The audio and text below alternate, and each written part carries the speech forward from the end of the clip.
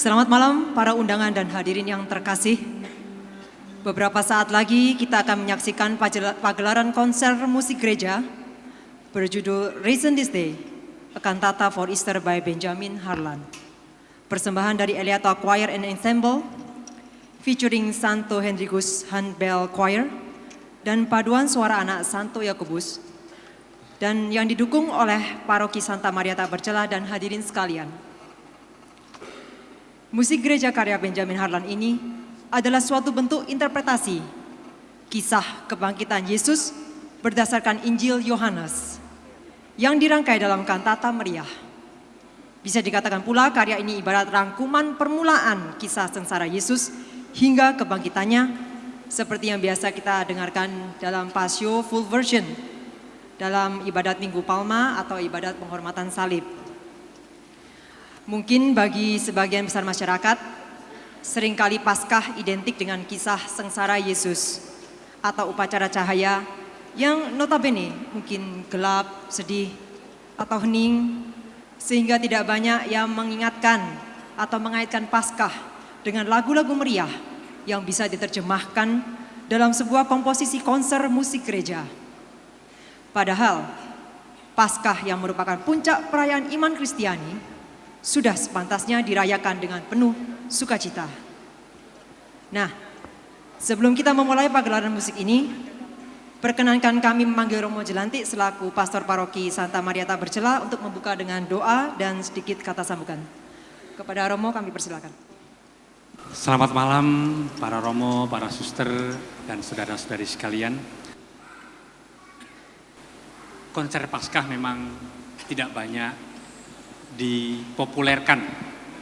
Mungkin karena suasana Natal dan lagu-lagu Natal itu lebih banyak menguasai katakanlah upacara gereja. Padahal sebetulnya seperti yang dikatakan oleh pembawa acara, puncak dari iman Kristiani adalah Paskah. Dan Paskah itu adalah suatu kegembiraan. Seorang komponis yang akan kita dengarkan bersama nanti menyampaikan suatu lagu-lagu Paskah yang memang membawa suasana lebih pada gembira, setengah berteriak, untuk menyatakan bahwa kebangkitan adalah sesuatu yang patut dibanggakan. Saudara-saudara sekalian, saya tidak akan berlama-lama karena ini adalah pertunjukan. Maka marilah kita awali dengan doa. Kita berdiri.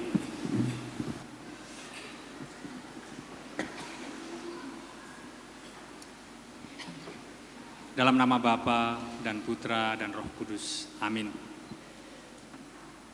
Ya Tuhan, perkenankanlah kami bersama komponis Benjamin Harlan, paduan suara Eliata Choir dan Handbell Hendrikus, dan paduan suara dari Bia Yakobus untuk bersama-sama pada malam hari ini mengungkapkan kegembiraan Paskah dalam bentuk pujian, lagu, dan musik.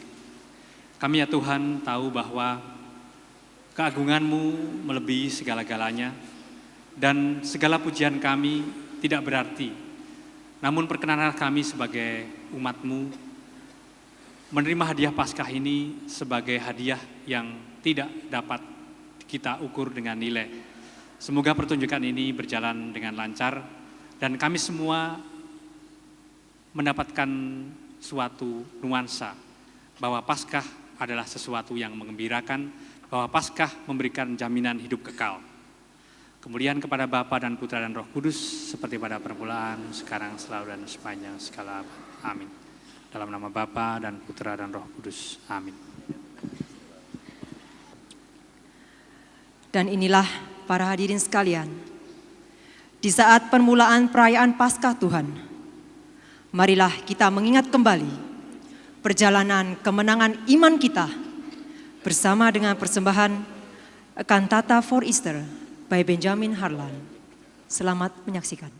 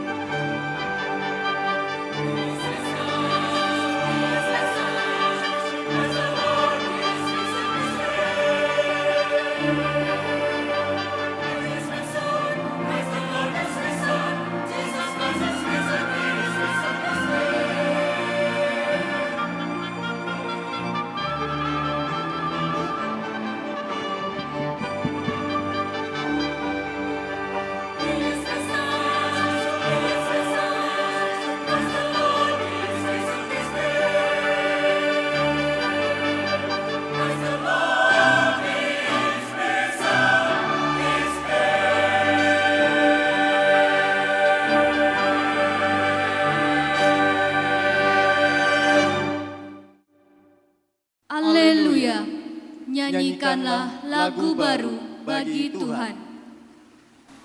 Karena Kristus telah bangkit seperti yang telah disabdakannya. Bersyukurlah kepada Bapa, harapan akan hidup kekal adalah milik kita. Kristus sudah menang.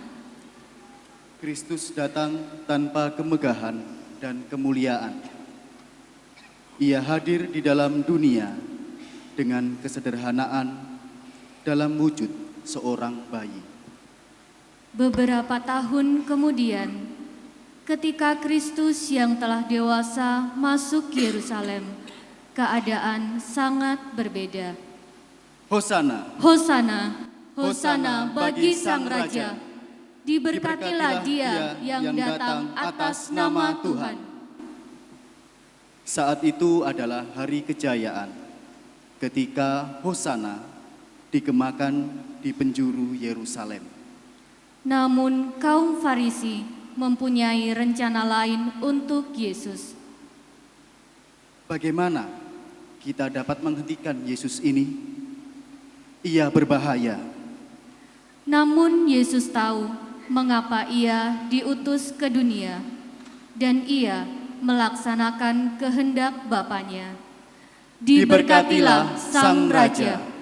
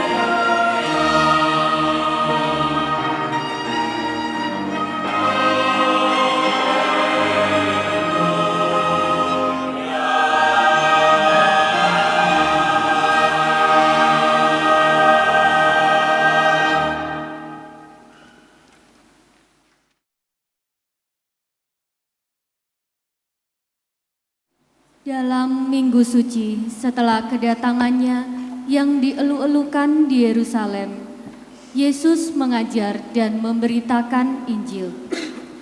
Sementara itu, imam-imam kepala bersekongkol melawan Yesus. Mereka ingin Ia ditahan dan dibunuh. Yesus tahu Ia berada dalam bahaya, dan Ia memperingatkan murid-muridnya. 2 hari lagi adalah perayaan Paskah. dan aku akan diserahkan kepada para penguasa untuk dibunuh. Namun, kita akan merayakan Paskah bersama.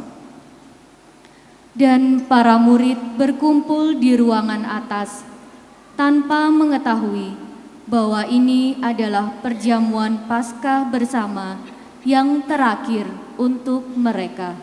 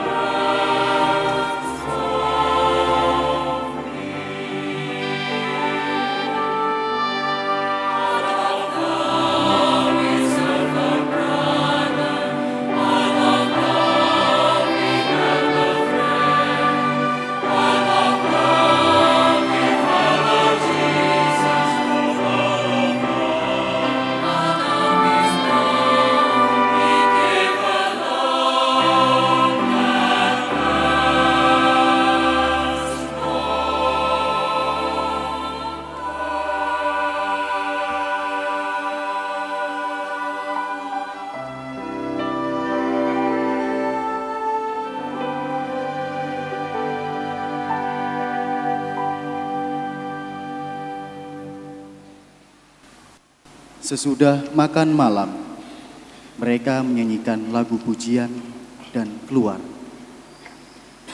Namun Yesus tahu apa yang akan terjadi, pergi ke Taman Getsemani untuk berdoa. Ia membawa Petrus, Yakobus, dan Yohanes, sertanya ke taman untuk berjaga-jaga dan berdoa. Yesus berada di sana dalam kegelapan, seorang diri, berdoa dan menangis. Dan kita tidak mampu terus berjaga. Sekalipun demikian, ia tetap memahami saat ia membangunkan kita. Ia terus berdoa, meskipun orang-orang yang mengkhianatinya semakin mendekat.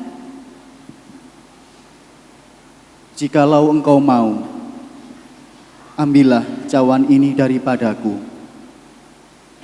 tetapi bukanlah kehendakku, melainkan kehendak-Mu-lah yang terjadi.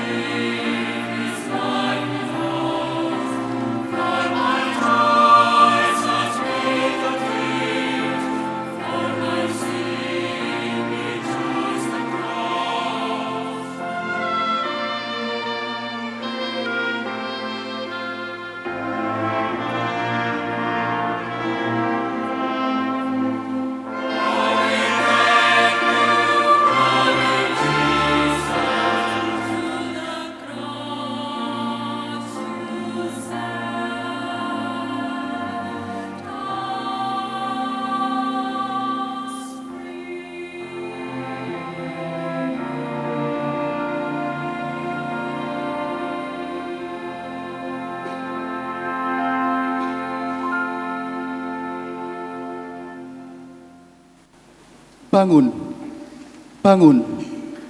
Saatnya sudah tiba. Yesus membangunkan murid-muridnya karena Yudas dan serombongan orang datang dengan membawa pedang dan pentung.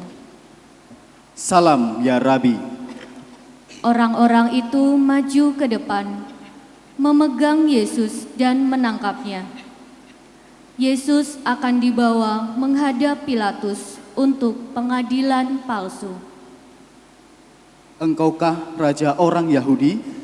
Aku sudah mendengar orang ini berkata, ia akan merubuhkan bait suci dengan tangannya sendiri. Dan bahwa ia akan mendirikan yang lain dalam 3 hari. Pagi-pagi benar, imam-imam kepala menyerahkan Yesus kepada Pilatus.